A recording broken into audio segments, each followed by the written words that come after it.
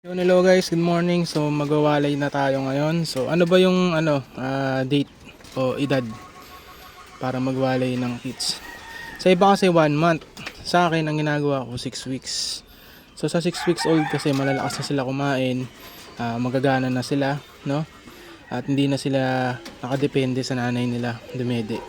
So ang ginagawa ko 6 weeks para malakas talaga. Para pag in-out ko, wala na akong poproblemahin. So sa iba kasi 1 month old ang walay nila, yung 1 month old medyo dumidede pa yon.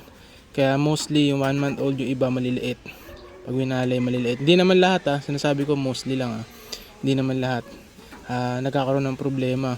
Hindi nakakapag-adjust agad yung kids. So sa akin, ang ginagawa ko 6 weeks old para malakas na yung kids at di na ako problema pag walay. So ngayon, ang gagawin ko, alisin ko lang yung inahin, iiwan ko dito yung mga kids.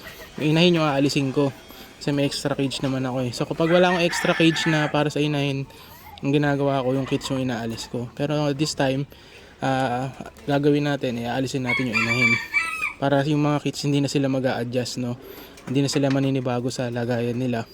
Hindi na sila may stress. Diyan lang sila. Aalisin lang natin yung nanay. So yun lang guys. Thank you for watching.